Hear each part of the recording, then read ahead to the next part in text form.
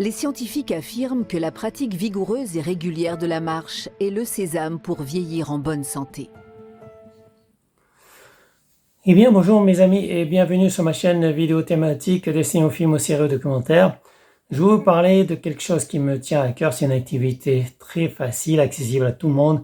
Il s'agit de la marche à pied. Donc, il s'agit d'un documentaire sur Arte que j'ai vu et il s'agit également évidemment d'une activité physique que je pratique, que pratiquement tout le monde fait, puisque pratiquement tout le monde marche, même si beaucoup sont amenés à utiliser les transports communs comme moi, ou des moyens plus personnels comme des voitures, éventuellement des bicyclettes, voire des trottinettes.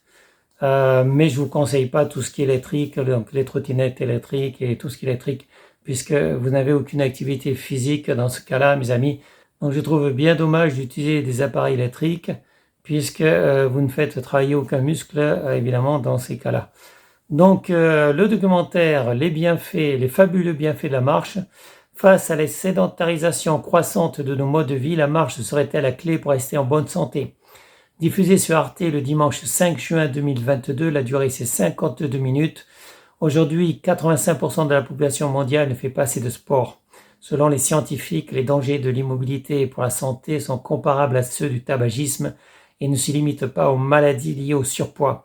La solution pourrait pourtant venir de l'une des activités les plus simples et effectives qui soit, accessible à tous ou presque, marcher. Peaufiné par nos ancêtres depuis l'invention de la bipédie par les australopithèques, ce mode de déplacement reste indispensable à notre santé physique et psychique. En augmentant la fréquence respiratoire et cardiaque et ainsi la consommation d'oxygène, la marche stimule l'ensemble des fonctions physiologiques, un véritable bol d'air frais pour les cellules qui boostent le système immunitaire. Et oui, mes amis, marcher, ça fait du bien non seulement pour le physique, mais également pour l'esprit, puisqu'on peut méditer, on peut réfléchir, alors que quand on va trop vite, quand on est dans la voiture, on est occupé par des problèmes de sécurité, mes amis, et donc on n'a pas le temps de réfléchir, on est là à surveiller la route, tout se passe très vite, il faut être constamment aux aguets, mes amis, alors que quand vous vous promenez dans des parcs, dans des forêts, ou même le long des routes, vous avez le temps de réfléchir, le temps de regarder, le temps de savourer, le temps de méditer aussi, mes amis. Voilà. Donc moi, c'est quelque chose que je fais souvent, puisque je marche tous les jours. Et je préfère d'ailleurs aller au supermarché faire les courses, même quand c'est loin, y aller à pied, plutôt que de prendre des transports en commun, mes amis. Donc voilà, moi, je fais les courses à pied. Je n'utilise évidemment pas de voiture. J'utilise rarement donc les transports en commun parce que c'est plus pratique, c'est plus intéressant pour moi de faire mon petit sport en me baladant à pied, mes amis. Voilà, ça fait partie d'une de mes activités physiques, mais pas que, parce que j'ai d'autres activités physiques, notamment la musculation, tout ça. Donc moi, je vous conseille de marcher, ne serait-ce que pour éliminer. Et en plus, la course à pied, ce n'est pas recommandé en ce moment à cause des fortes chaleurs. Donc courir, j'en ai vu quelques-uns courir avec le temps qu'il fait, avec la chaleur qu'il fait, ça peut être très dangereux, mes amis. Vous pouvez vous déshydrater, perdre des sels minéraux et faire un malaise. Donc, marchez à pied, surtout quand il fait chaud. Marchez 10 minutes, 20 minutes, autant que vous pouvez. N'hésitez pas à boire de l'eau avant, n'hésitez pas à boire de l'eau au retour quand vous rentrez chez vous, parce que vous avez évidemment besoin de vous réhydrater. Donc, consommez de l'eau, mes amis, ça c'est très important, c'est indispensable même. Donc les bénéfices se font pleinement sentir dès 10 000 pas par jour, soit 6 à 8 km, les distances préconisées par l'OMS, et reprendre le temps de la promenade à grande foulée, cette enquête donc de Arte par la rencontre de chercheurs européens qui étudient la marche sous toutes ses facettes. Dans les Préalpes bavaroises, une équipe d'experts en sciences du sport cartographie les sentiers avec l'appui de cobayes afin de promouvoir une randonnée adaptée au niveau de chacun. Donc effectivement, on suit notamment des chercheurs allemands, des scientifiques, qui mettent des masques effectivement sur leurs cobayes pour prendre pour récupérer enfin des informations, notamment le débit d'oxygène consommé. Personnellement, je ne m'amuserais pas à aller sur des sentiers, en forêt, tout ça en montagne, avec un masque pour que des scientifiques derrière moi récupèrent des données. Donc ça, je ne m'amuserai pas. Autant c'est bénéfique de se promener, autant avec le masque qu'il faut mettre sur le visage, c'est pas très intéressant, mes amis. Voilà. Mais bon, après, il paraît que c'est important pour la science, effectivement, de récupérer ces données. Voilà. Bref, la psychothérapeute Valérie Bourdeau a, quant à elle, pu constater les bienfaits de la marche sur les douleurs chroniques et même sur la dépression. Du côté de la neurologie, les recherches démontrent que cette activité favorise l'attention, la perception et la concentration.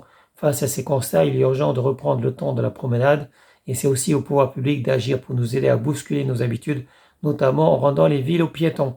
Effectivement, mes amis, j'ai constaté à Paris, mais aussi au Bourget, que les trottoirs, malheureusement, ne sont plus pour les piétons, puisqu'on a des rues du Bourget qui sont, réservées plutôt à nos amis canins, c'est-à-dire à nos chiens, qui déversent leur crotte sur les trottoirs, puisqu'ils sont encouragés par le fait qu'il y a des arbres au milieu des trottoirs, ce qui n'est pas pratique pour les piétons, mais qui est très intéressant pour nos amis les chiens, qui sont incités donc à faire caca autour des arbres, et notamment sur les trottoirs qui sont encombrés effectivement par les arbres, et ces arbres d'ailleurs qui nous cachent la lumière la nuit, puisqu'on a beaucoup de rues du Bourget qui ne sont plus éclairées, mes amis. Voilà, on est dans la pénombre, contrairement aux villes à côté, contrairement à Drancy ou à la Courneuve. On a des trottoirs bien larges, bien propres, bien éclairés. Au Bourget, malheureusement, il y a beaucoup de trottoirs qui ne sont pas destinés aux piétons, mais qui sont destinés aux arbres, parce qu'il y a des arbres en plein milieu du trottoir, qui sont destinés aux chiens, etc. Comme si on allait mettre, par exemple, des arbres au milieu de la route. Voilà. Pourquoi mettre des arbres sur les trottoirs alors qu'il y a plein d'espaces de terre, effectivement, qui n'ont pas d'arbres? Ça, c'est une énigme, mes amis, que j'ai d'ailleurs posée au maire et qui n'ont pas de réponse, apparemment, voilà, qui se désintéressent de la question. Voilà. Donc, effectivement, les trottoirs de certaines villes, comme le Bourget, ne sont pas adaptés aux piétons.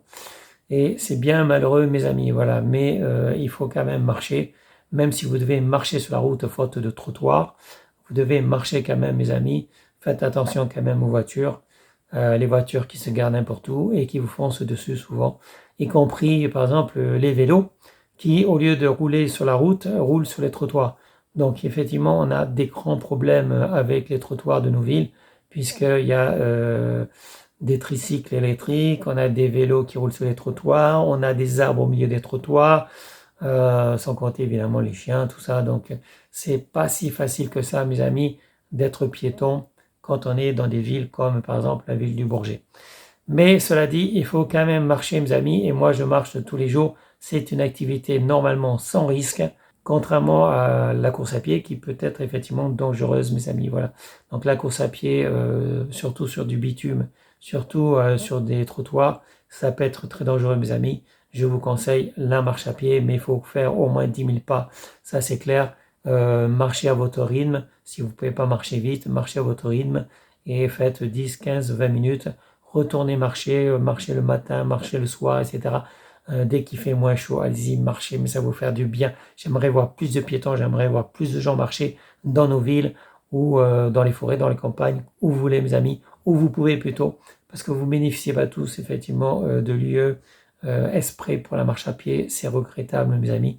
Donc, marchez où vous pouvez, mais vous devez marcher, vous devez utiliser vos jambes. Voilà, c'est vachement important. Et sur ce, ça sera tout, mes amis, pour aujourd'hui. Donc, mon conseil, c'est la marche à pied. Tous les scientifiques l'ont dit, c'est excellent. C'est une activité sans risque qui est bénéfique pour le moral, pour la santé, évidemment. Et ça vous fait le plein également de vitamine D3, puisque l'été, on a de la vitamine D3 grâce aux rayons UVB du soleil. Et ça, nos corps, ils en ont besoin. On a besoin de vitamine D3. Donc, on a besoin de marcher dehors, mes amis. Voilà. Donc, marcher, marcher et remarcher, ça sera le mot d'ordre de cette vidéo. Et sur ce, je vous dis à bientôt pour une prochaine vidéo. Salut, mes amis. Ciao, ciao. Bye bye.